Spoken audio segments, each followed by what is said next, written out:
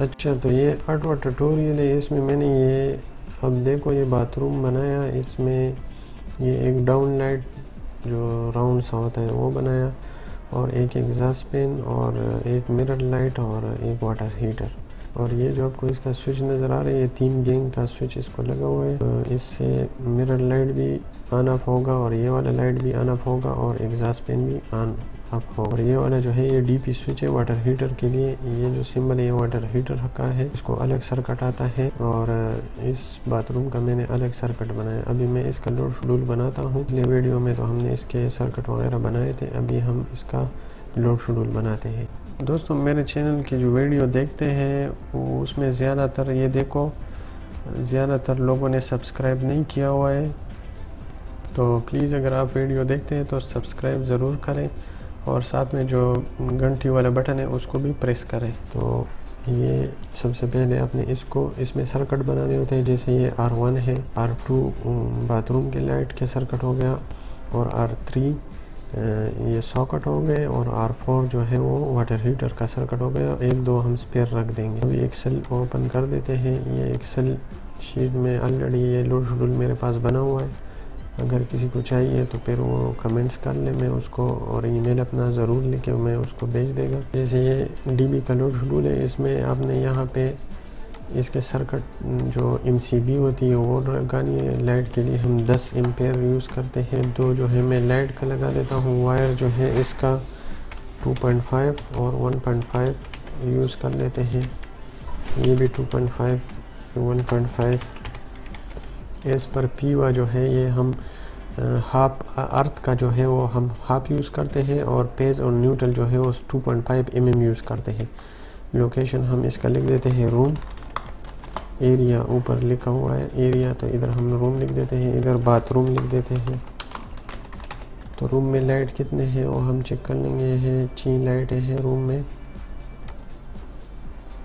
तो इधर आपने LTG के नीचे 6 लिखना है, और आगे आना है। ये जो वाट यूनिट है, इधर आपने एक लाइट के वाटेज लिखने हैं। तो LED लाइट का 35 वाट एस पर पीवा है, और 35 × 6 कर दोगे इधर आपके पास 210 आ जाएगा।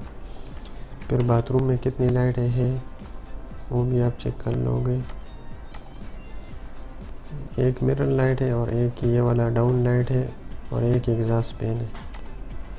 तो 2 लाइट कर देते हैं, और एक एग्जॉस्ट फैन कर देते हैं। ये देखो ऊपर एग्जॉस्ट फैन लिखा हुआ है। इधर लाइट का जो है 35/100, एग्जॉस्ट का जो है 100 वाट होता है। तो 100 + 35 + 2, ये हमारे पास 170 आ जाएगा। अभी ये जो R3 है इसको हम लाइट के लिए इसमें 10 एम्पेयर का MCB रख देते हैं, और इधर ये स्पेयर कर देते हैं। ठीक है, बाद में कोई इमरजेंसी वगैरह लाइट आ जाए या कुछ आ जाए तो आपके पास होगा लाइट।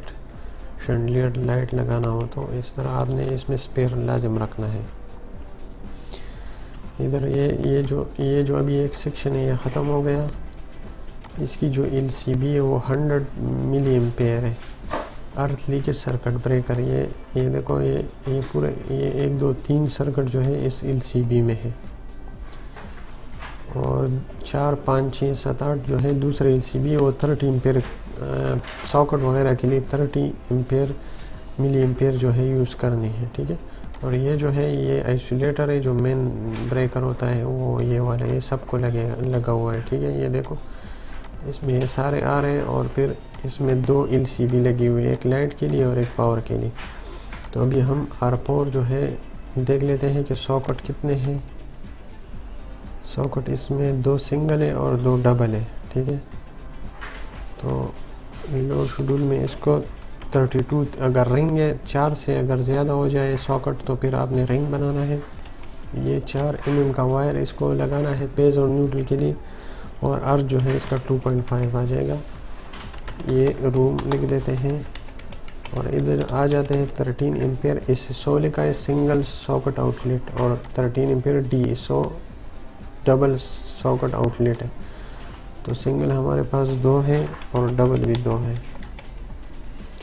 तो सिंगल का जो 13 एम्पेयर सिंगल का वाटेज होता है वो 200 हम लेते हैं और डबल का 400 लेते हैं। तो इस तरह आपने ये लिखना है इधर, और फिर इधर आपने इसका टोटल वाटेज लिखना है। तो 2 सिंगल है तो 400 उसका हो गया, और 2 डबल है तो 800, तो 1200 इधर आपने लिखना है। और इधर रिमार्क्स में आपने लिखना है रिंग सर्किट। आगे आपने इधर वाटर हीटर डालना है। वाटर हीटर का 1500 वाटेज होता है। इसका MCB 20 एम्पेयर का हम यूज़ करते हैं, वायर 4 और 2.5, और ये बाथरूम कर देते हैं। और इधर वाटर हीटर WH में आपने इस कॉलम में आपने 1 करना है, और ये इधर इसके टोटल वाटेज 1500 और इधर हमने 1500 लिख दिया। ये हमारे पास टोटल HDB का लोड आया 3080 वाट, जो कि हमने 1000 पे डिवाइड किया तो ये 3 किलोवाट हमारे पास आ गया। और पावर फैक्टर हमने 0.8 लगाया है, तो हमारे पास ये 3.85 kVA आए। इसको हम केबल जो है 3 कोर 6 mm लगा सकते हैं क्योंकि लोड इसका कम है। और इसकी जो आइसोलेटर है इसको MCCB भी आप लगा सकते हो, आइसोलेटर भी 40 एम्पेयर का आप 2 पोल वाला लगा सकते हो, ठीक है। और ये जो LCB होती है ये भी डबल फोल्ड की होती है, ठीक है। 3 फेस के लिए ये TP 4 पोल और TP लगाते हैं।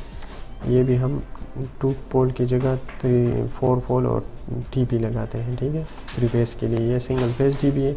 12 किलोवाट तक आपका जितना भी लोड होगा उसके लिए आप सिंगल फेस DB बनाओगे।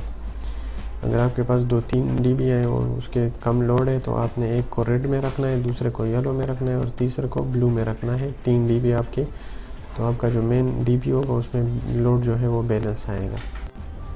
ये इसके सर्किट में इधर सही कर देता हूँ। ये R1 हो गया, R2 R3 स्पेयर है, तो ये R4 मैंने किया लोड शेड्यूल में, और ये R5 हो गया, ठीक है। ये देखिए R4 मैंने सॉकेट किए, R5 और R6 R7। इसमें आप जो है एक स्पेयर कर दो और एक स्पेस कर दो। स्पेस मतलब जो है उसमें ब्रेकर नहीं होगा, ये वाला MCB नहीं होगा, और स्पेयर में MCB होती है, ठीक है। तो इसमें रिमार्क्स में भी एक स्पेयर और एक स्पेस। ये हमारे पास लोड शेड्यूल रेडी हो गया। तो इस वीडियो में आपको मैंने लोड शेड्यूल का तरीका बताया। मिलते हैं अगली वीडियो में। अल्लाह हाफिज़।